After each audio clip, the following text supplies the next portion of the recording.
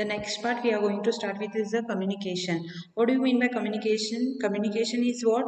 Exchange of ideas. Whenever you are going to convey some message, one-to-one exchange of ideas is called as a communication. So, what is the importance in directing the word communication? So, it is a function because all other elements of directing, that is leadership, right, supervision. So, these are the other elements, but in these all four elements communication plays a very important role.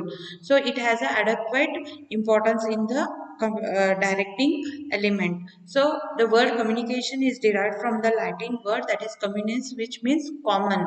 So it implies that we are common understanding among the person whenever you are conveying the message. So, according to the Lewis Allen, communication is the sum of all the things one person does when he wants to create understanding in the mind of another. So, it involves systematic, continuous process of telling, listening, and understanding. So, according to Rogers, communication is processed by people create and share information with one another in order to reach the common understanding. So, finally, here, what you understand by the communication? Whenever one person want to tell something to the other person, whenever he want to convey the message to the another person, he has to understand the mean or idea of a message, how he is going to convey to another. So when you are going to convey the another person, whenever he is going to listen, he should understand. So whenever they have a understanding between both, they have to have a common understanding. Next one is elements of communication. There are totally 8 elements of communication: sender, message, encoding, media, decoding, receiver, feedback, and noise. So, sender is a person who shares the ideas, means who will be telling. A and B are the two persons. I'm taking example here. So, A is the sender, B is the receiver. So, A sends the message, wants to tell some his idea to the receiver, that is B. Next one, message. Message is what topic he want to tell, what idea he want to convey the message. That is called as a message here. Encoding is what? Encoding, in what way you are going to communicate your message. Either it may be in the words, either it may be in the pictures, or either it may be in the gestures. What you are saying, hi, bye, right? Postures are different ways conveying or encoding the message. Media is what? The channel, which channel you are going to use to transmit your message. Is it the face to face you are going to tell? Are you going to write in the written format like a letter and all, or are you going to tell by the phone call, or are you going to tell by the internet is WhatsApp, your Gmail account, right? Emails, that is called as an internet here. Next, decoding. Decoding is what? Whatever the message you have been sent to it, it should be decoded. That is how the sender message has sent. It should be given with the symbols. So that is called as decoding. Next, receiver. The person who is going to receive the communication is called as a from the sender is called as a receiver. That is B will be the receiver. Next, feedback. Whatever B has understood the message, what he has got, he has to tell whether he has understood the message or no. That is what the feedback is called here. Noise. If there, while communicating between the two person, any obstruction takes place between the two people, that is called as a noise. Okay, any disturbance created, that is called as a noise. Whenever this hindrance may cause to the sender message or receiver will be not, this will be affecting the effective communication. So this is a negative fact. So noise plays very important role in the communication process. Next, importance of communication. What is the importance you are going? Most of the managerial activity in the organizations always has concentrate more on the communication, because communication includes writing, listening, guiding, instructing, approving, and repredetermining, etc. So these are the things which you are going to do whenever you are going to have a communication. So communication feels lubricant for fostering of the smooth operations of the management process. So what is the first one? Importance you are going to have, act as a base of coordination. Whenever the communication in the organization takes place, the coordination among the various departments or the activities which are taking in the various departments should be understood very fast. There should be a effective communication whenever you are going to have a in the different department. and good coordination in the organization. So when coordination is providing, explaining about the organizational goal, the mode of achievement, and the interrelationship between the different employees of the individuals in the company. It helps to work smooth work of enterprise. Communication, how it will be helping, whenever you are having a good communication in the organization, automatically it unrestrict the working of enterprise. All the organization interaction depends upon communication. The job manager is to coordinate with the human and physical elements. Human is the employees, physical is the machinery. So both the things manager has to go with.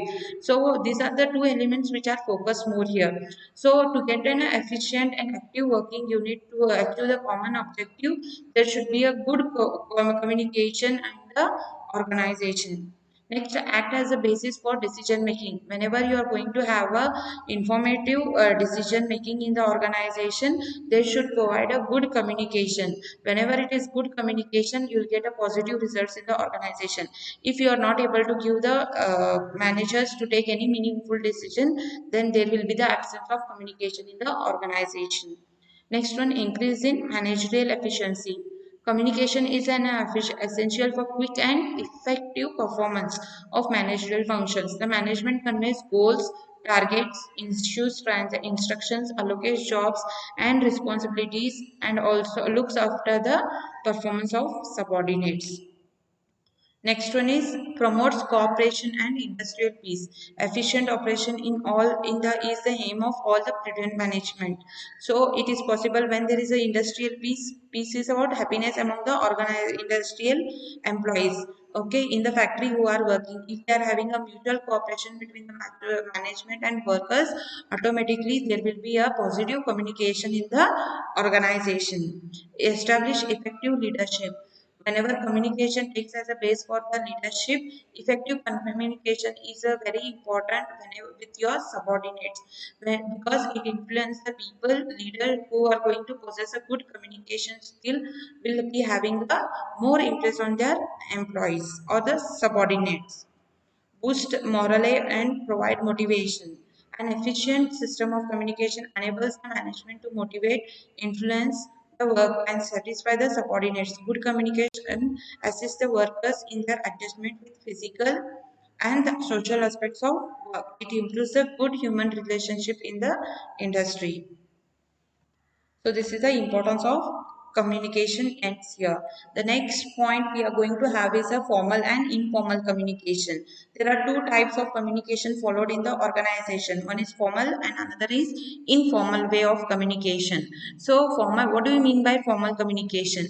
Formal communication always flows from the official channels designed in the organization chart, that is top, middle and lower level of organization. This communication may take place between superior to subordinate, subordinate to the superior, or it may be the same cadre of levels of employees or manager. Okay, the communication may be oral or written, but generally it should be recorded whenever you are going to have a communication between the subordinates and superior in the organization. So, for formal communication follows two types. One is vertical communication and another one is horizontal communication. So first let's see with the vertical organization. In vertical organization, again it is divided into two types, that is upward communication and downward communication. What is upward communication? Upward communication is what from lower level to top level. Whenever the message is to be conveyed, it goes from lower level to top level. That is called as an upward communication. That is from subordinate to superior. That is for examples here: application of grant leave, submission of progress report, request for the grants. Downward communication is what? Whenever you want to tell something, that is from top level to lower level, the communication takes place. That is from superior to subordinates. So that is sending the, for example here, sending the notice, taking a meeting notice, ordering the subordinates to complete the work assigned, passing the guidelines framed by the top management. These are all the examples of downward communication. So in vertical communication we follow the two types, upward communication and downward communication. Welcome to the horizontal communication or lateral communication. It is also called as a lateral communication. that takes place between one division to the another division, that is one department to the another department. So when you are having the horizontal or lateral communication in the organization, you have to follow the pipe chain. Okay, there are the pipe chain network you have to follow here. Some of the popular networks are presented here. See, first one is single chain. You can see here single chain. First one is the single chain. So the network exists between supervisors and his subordinates. These many levels exist in the organization structure. Communication flows from every superior to his subordinate through the single chain. Next one is wheel chain. In wheel network, all the subordinates under the one superior communicate through him only, and he acts as a hub of all the wheel. So the subordinates are not allowed to take the decision. See here, you can see here, A is a center, A will be telling B, C, right? E and D. So this is called as a wheel network. Okay. Next one is circular. Circular, see here, moving from one person to another here. In circular network, communication moves in the circle way. That is, A will be telling to the B, C, D, E. E may be telling to D, C, B, A. So this is what communication will be attending between the two persons. A will be telling B and E. B will be telling C and E. E may be telling A and D. This is called adjoining of two persons. In this network, communication flow is very slow. Free flow. In this network, each person can communicate with one another freely. See here, A can tell to B and E can tell to C and D, B can tell to D and C. This is a free flow of network in the communication. Next one is inverted V. V means in V shape the information communication will be taking place. Here subordinate is allowed to communicate with the immediate superior as well as his superiors and superior, right? So A will be telling to B and C, B will be telling to A and D. So it will be in the V shape. The information flows takes place.